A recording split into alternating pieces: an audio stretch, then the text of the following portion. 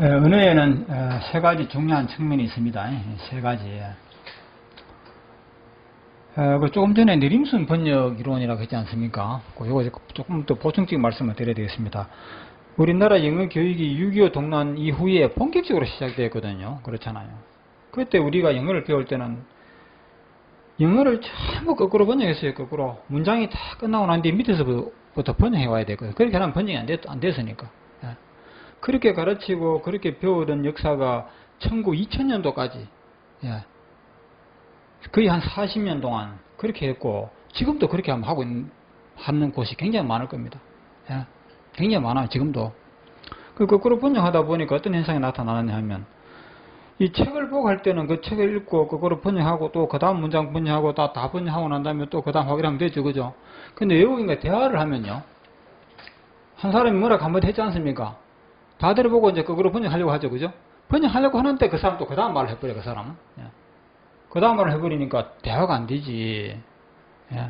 절대 거꾸로 번역해서는 안 됩니다, 더 이상. 그런데 유감스럽게도 지금도 관계 대명사, 관계 부사라는 이름으로 그거는 거꾸로 번역 안 하면 안 되도록 진짜 그래 되어 있어요, 지금도. 왜 그런지 아십니까? 원소 이론이 없었기 때문입니다. 원소 이론에 따라 관계 대명사의 원소적인 의미를 가르치면 거꾸로 번역할 필요가 없는데, 그렇게 하지 않으니까 거꾸로 하지 않을 수가 없다는 거예요. 자, 우리 관계 대명사 할 때고는 상세히 설명하기로 하고요. 이 세 가지 측면을 보겠습니다. 언어는 하느님이 만든 것입니다. 신이 인간에게 부여한 것이라고 하잖아요. 그렇죠? 우리 사람들이 쓰는 말은 우리 인간들끼리 만드는 건 맞습니다. 그러나 하느님의 역사가 작용하지 아니하면 이 언어는 안 됩니다. 그렇죠? 제가 말하는 하느님이라 하는 것은 특정 종교를 두고 하는 이야기 아닙니다. 부처를 믿으시는 분이라면 그분이 부처님이라 생각해도 괜찮아요. 즉 우리 인간의 역사를 주도하는 절대자가 있습니다. 그렇죠? 그분이 우리 인간들에게 언어를 준 것입니다. 선물로. 그렇죠? 그럼 이 언어는 하나님의 법칙을 따른다, 이렇게 생각하면 되는 거예요. 어느 학자들이 만든 문법을 따르는 게 아닙니다. 그래서 볼 때 자연과학적인 측면이 있고요, 인문과학적인 측면이 있고요, 또 뭐가 있느냐 하면 수학적인 측면이 있습니다. 그 뒤에 다음 페이지에 나옵니다. 수학적인 측면이 있다는 거죠. 근데 참 신기합니다. 어떻게 영어하고 수학하고 과목이 다른데 영어 시간에 뭐 수학적인 측면이 있다, 이게 참 이상하죠, 그죠? 좀 더 상세한 설명 드릴게요. 이 자연과학적인 측면이라는 것은 자연 그대로 있는 그대로, 자연 그대로 있는 현상을 말합니다. 예를 들어서 우리가 하늘이 있으니까 하늘이라는 낱말이 생겼죠. 물이 있으니까 물이라는 낱말이 생기고, 그렇죠? 나무가 있으니까 나무라는 낱말이 생기고, 있는 그대로를 표현하는 것이 자연과학적인 측면입니다. 있는 그대로. 그리고 우리 언어를 분석해 보게 되면 8가지 품사로 나눠지더라. 그래서 8품사라고 한 겁니다. 또 우리가 동사에는 현재형, 과거형이 있더라. 그런데 현재형, 과거형이 있고 미래형은 없더라. 동사의 미래형은 아무리 찾아봐도 없더라. 그래도 현재 분사는 있더라. 과거 분사도 있더라, 이 말입니다. 있는 그대로 분류하는 것입니다. 아시겠죠? 있는 그대로 표현하는 것이 자연적인 표현입니다. 거기에 어떤 가식적인 의지로 만들어서는 안 되겠죠. 조동사라는 것이고 일반 동사라는 것이고 뭐 부정문이라는 것이 있더라. 그렇죠?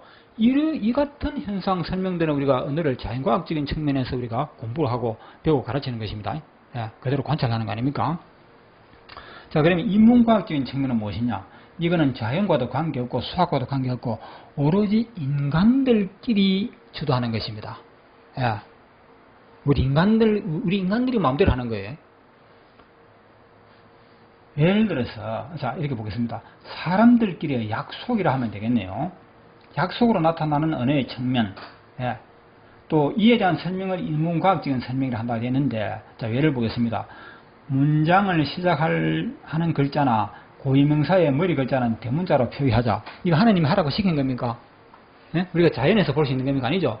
우리들끼리의 약속이에요. 맞죠? 우리 인간들끼리 약속입니다. 또 어떤 게 있습니까?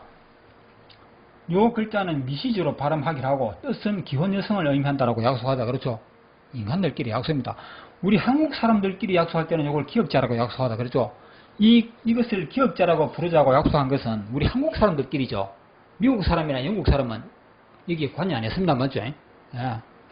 또 그 대신에 이것은 A라고 하자 하는 것은 그 영어를 처음에 만든 사람들 있죠. 그 사람들이 처음에 약속한 것입니다. 그렇죠? 이 약속을 우리도 뒤늦게 가담해서 따르는 것이 불러한 것이죠.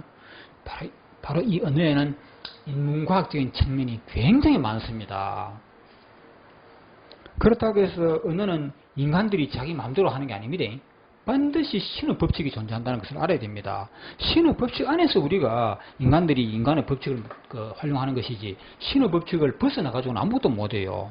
자, 그것이 바로 무엇이냐면 수학적인 측면이라는 것입니다. 자, 다음 페이지 보죠.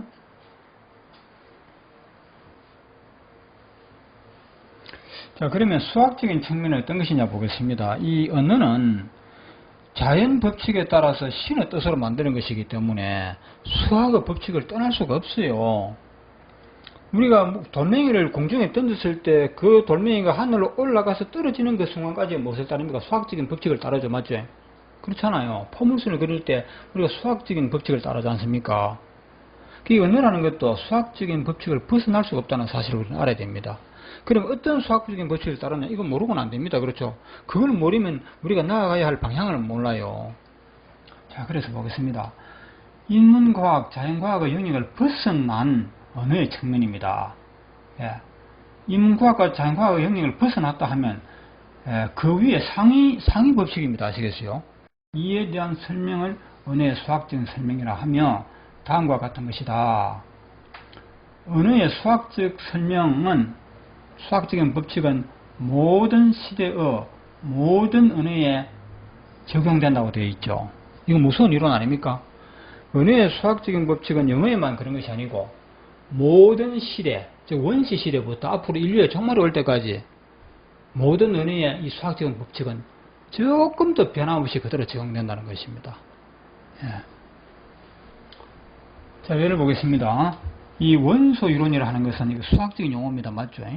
예. 요거는 좀 상세히 설명하려면 시간이 길어집니다. 모든 단어는 그 단어는 문장을 구성하는 원소로 존재하는 것이거든요. 수학에서 여러분 원소와 집합하는 거 아시지 않습니까? 그걸 정하면 됩니다. 그리고 조합이론은 조금 전에 말씀드렸다시피 수학적인 이론입니다. 맞죠? 철저히 이거는 수학적인 이론 아닙니까? 순열과 조합이라는 게 여러분 아시는 분 아시잖아요. 그리고 동사에서 점개념, 선개념이라는 말이 잠수에 나옵니다. 이 점과 선은 수학적인 개념입니다. 맞죠? 수학에서 사용하는 말 아닙니까? 그리고 동작의 시점 일치 같은 것인데 우리는 가끔 불변의 진리라는 말을 씁니다. 그렇죠? 이 불변의 진리라는 말은 굉장히 우리가 많이 쓰고 있습니다만 불변의 진리가 무엇인지 사람들은 대부분이 몰라요. 영어 시간에 우리는 불변의 진리라는 말을 엄청 영어 선생님으로부터 많이 들었습니다. 여러분 CJL치에서 불변의 진리는 CJL치의 외외라 이런 문법을 우리는 배워왔습니다. 그러면서 불변의 진리는 무엇이냐 하면 지구는 돈다, 태양은 빛난다, 뭐 이런 거 있지 않습니까? 8월은 덥다, 뭐 이런 것을 불변의 진리라고 가르치더라고요. 이 같은 불변의 진리들은 영어를 말할 때 어떤 법칙을 지키라고 그러더라고요. 지금 보니까 완전히 사기당했어요. 심한 표현으로. 예? 쏘갔다는 이 말입니다. 헛고생하고 영어 망치고, 예? 불변의 진리가 무엇인지도 제대로 모르고 그런 결과가 되었다 이 말이죠. 불변의 진리라 하는 것은 수학적인 측면을 벗어난 진리는 불변의 진리가 아닙니다. 그래서 이런 말이 나오지 않습니까? 수학적인 진리는 불변의 진리고 자연과학적인 진리나 인문과학적인 진리는 변하는 진리다. 불변의 진리가 아니라 이 말입니다. 아시겠죠? 자연과학적인 진리는 예를 들어서 지구는 돈다, 태양은 빛난다, 8월은 덥다, 이거 자연과학적인 진리 맞죠? 그렇죠? 저 사람 이름은 홍길동에 됐을 때 이거는 사람들끼리 정한 것이죠. 그럼 자연과학적인 진리는 불변의 진리 맞느냐? 8월은 덥다 한번 생각해 보세요. 맞죠? 당연히 8월은 덥다는 자연과학적인 진리로서 진리는 맞지만 불변의 진리는 절대 아니라는 것입니다. 지금 당장 호주에 가보세요. 뉴질랜드에 가보세요. 지금이 8월달인데 그날에 가면 8월달이 더우냐 보시라 이 말입니다. 에? 태양이 빛난다고요? 이게 불변의 진리라고요? 천만에. 태양은 수억 년 후에는 식어버려가지고 이 우주에서 흔적도 없이 사라집니다. 아시겠어요? 천문학을 조금이라도 공부하시는 분 아시는 거 아닙니까? 태양은 지금으로부터 수억 년의 세월이 흐르나면 빛이 사라지고 없어져요. 아시겠어요? 그래도 그걸 불변의 진리라고 믿으시겠습니까? 아니라 이 말입니다. 자연과학적인 진리나 인문과학적인 진리는 그 어떤 것도 불변의 진리는 없습니다. 전부 진리는 진리지만 변하는 진리라는 사실을 아셔야 되고, 불변의 진리는 무엇이냐? 수학적인 진리만이 불변의 진리라는 사실을 아셔야 돼요. 그러니까 이 언어를 우리가 이해함에도 수학적인 진리를 모르고 어떻게 언어를 한다고 하겠습니까? 자, 수학적인 진리 하나를 제가 예를 들어 보겠습니다. 이 두 직선이 이렇게 교차할 때 마주보는 각을 맞꼭지 가기를 하지 않습니까? 그렇죠? 서로 마주보는 각을 맞꼭지 가기를 하는데 맞꼭지 각의 크기는 같다고 되어 있죠. 그 같다는 것을 증명할 수 있죠. 그렇죠? 이런 것이 수학적인 진리입니다. 아시겠어요? 삼각형의 세 내각의 합은 180도이다. 평각과 같다. 그죠? 이것도 수학적인 진리고, 그 외에 좀 전에 말씀드렸듯이 n이라는 글자와 o라는 글자와 t라는 세 글자를 이용해서 단어가 글자를 3개 넘지 않도록, 단어가 긴 거는 길잖아요. 그죠? 3개 범위 내에서 만들 수 있는 단어의 수는 몇 개냐고 물었을 때 이거 수학적으로 답을 내면 됩니다. 그래서 몇 개라고 정답이 나옵니다. 이런 것이 수학적인 진리입니다. 아시겠어요? 그래서 이 수학적인 진리라는 것은 막꼭지 각의 크기가 같다는 것은 지구에만 그런 게 아닙니다. 별나라에 가도 이 진리는 성립되죠. 그렇죠? 막꼭지 각의 크기가 같다고 하는 것은 우리 지구에서만 그런 게 아닙니다. 맞죠? 별나라 우주 어디를 가도 이거는 변함이 없는 진리 맞죠? 원시시대라고 저게 다릅니까? 앞으로 1억 년 세월이 지나가도 저 진리는 변함없는 거 맞죠? 그렇지 않습니까? 그래서 불변의 진리는 수학적인 진리만이 불변의 진리임에도 불구하고 우리 영어 문법 배울 때 뭐 이상한 그런 진리도 아닌 걸 가지고 진리라고 해가지고 문법 공식까지 외우고 이랬단 말입니다. 예, 얼마나 헛고생했으며 영어는 영어대로 그렇지 하는 걸 알 수 있는 것이죠.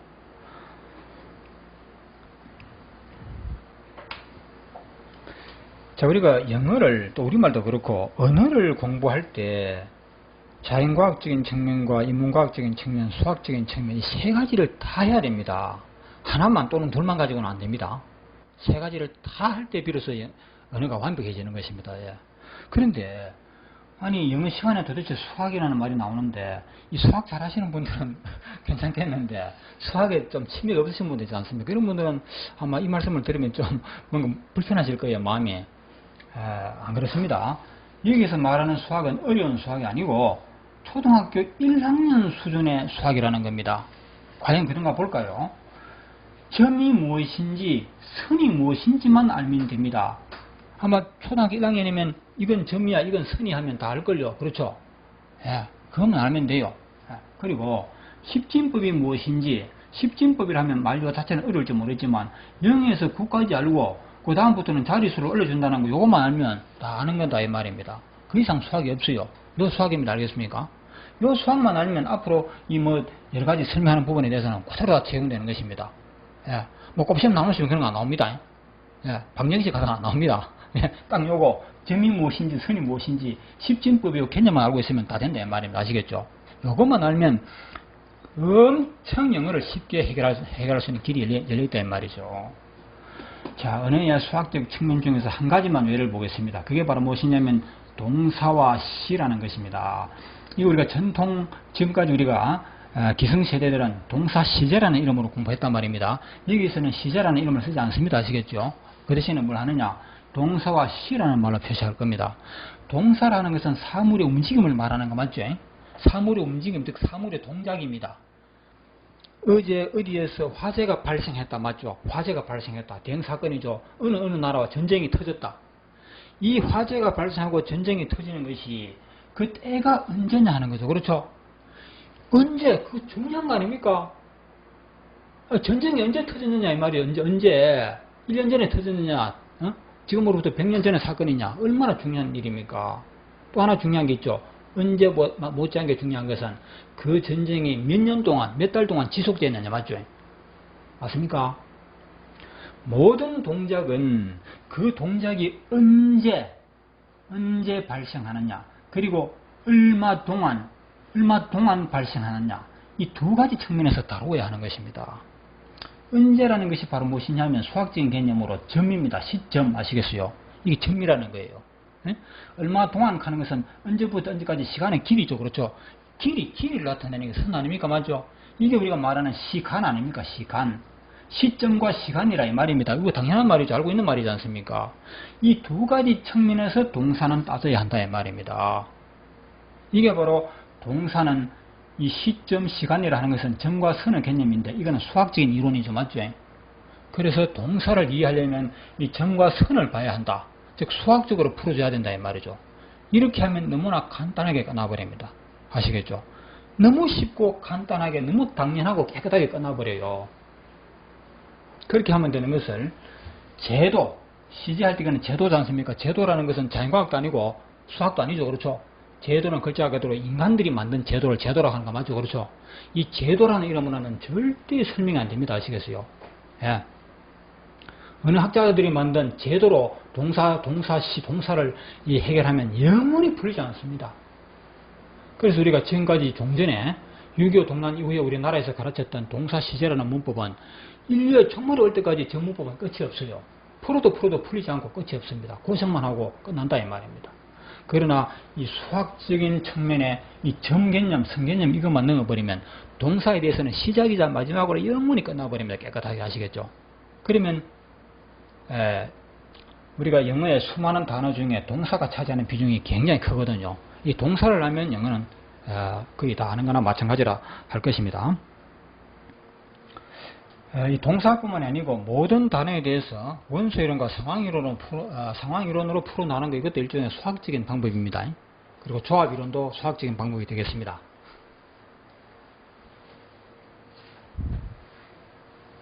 간단히 한번 정리해 보겠습니다. 원소이론에 입각하여 다음을 영작하시오. 여자와 남자와 여자 어디 가면 안 되죠. 그냥 man and woman입니다. man and woman. 이거는 뭐 남자와 여자, 한 남자와 한 여자, 이 한이라는 글자가 더 첨가되어 있습니다. 그러면 이 말의 뜻을 지켜줘야 돼요. 그리고 여기다 어를 넣었어요. a man and a woman 하면 한 남자와 한 여자가 되겠고, 그라는 말이 들어왔으니까 이 자리에다 the를 쓰면 되겠죠. the. 예. the man and the woman. 예. 이 the를 더 넣어주면 되겠죠. 예. 그 낱말 하나하나의 뜻을 무시하지 말라는 겁니다. 예. 그 자리에 필요하다면 써야 되고 필요 없으면 빼야 되고 이렇습니다. 우리 사람 사는 세상도 그렇습니다. 그렇죠? 아무리 우리 국가 전체가 중요하다 하더라도 그 국가를 구성하는 한 사람 한 사람의 인격이 중요하죠. 그렇죠? 그래서 우리가 인권이라는 말도 존재하는 거 아닙니까? 나라만 중요한 게 아닙니다. 그 나라를 구성하는 백성 한 사람이 중요하다 이 말입니다. 자, 원소이론의 요지는 무엇입니까? 조금 전에 말씀드린 거 들었죠? 낱말 하나하나가 중요하다 이 말입니다. 낱말 하나하나가 가지고 있는 원소적인 의미가 중요하다. 그 원소적인 의미를 존중하고 지켜야 된다. 그리고 원소적인 의미는 무엇이냐? 그거는 나중에 할 겁니다. 예. 보통 우리가 공부 시간에 하는 거 그거는 원소적인 의미가 아니고 상황적인 의미입니다. 알겠어요? 원소적인 의미가 무엇인지는 결국 밝혀줘야 되는 겁니다. 그대로 하면 어려워요. 예. 상황이론의 요지를 말하시오. 상황에 따라서 말의 뜻도 바뀌고 성격도 바뀐다는 것이죠. 예. 간수와 이론의 요지를 말하시오. 언어는 되도록이면 간단히 하기 위해서 낱말 수도 줄이고 그렇죠. 낱말 수를 줄이는 경우를 말하는 문장에서 특히 간단히 해서 뜻이 통한다면 되도록이면 간단히 하려고 하는 현상, 그 간소화한다는 얘기죠. 생략할 수 있는 말은 생략해버린다 이 말입니다. 우리말의 형과 영어의 브라더는 같은 뜻입니까? 그냥 비슷한 말이죠. 그렇죠. 그냥 비슷할 뿐입니다. 하나 더 예를 든다면 우리가 보통 영어를 처음 시작하는 사람들을 보면요. 이 단어를 압니다. 이 단어도 압니다. 이게 무슨 뜻이죠? 왜냐면 계산서라고 그러거든요. 어느 식당에 들어가서 계산서 할 때 영어로 이렇게 말하더라. 빌이라 하더라. 빌. 그래서 계산서라고 암기하고 있습니다. 그리고 책상 위에 할 때 위에라고 하더라. 이렇게 알고 있거든요. 이것은 옳은 뜻이 아닙니다. 아시겠죠? 정확한 번역이 아니라 이 말입니다. 특히 그 단어의 원소적인 뜻이 아니라 이 말입니다. 상황적인 의미이기 때문에 저거 제대로 알다가는 나중에 잘못되면 위험합니다. 저 뜻 가지고는 영어를 전혀 써먹을 수 없는 데 온다. 그렇다면 수많은 복잡한 단어를 그걸 다 외워야 되나요? 외우는 것이 아니고 원소적인 의미를 알고 상황을 보면요. 그 뜻이 금방금방 살아나게 되어 있어요. 우리말도 그렇습니다. 그런 방법으로 우리는 영어에 접근해야 된다는 것이죠.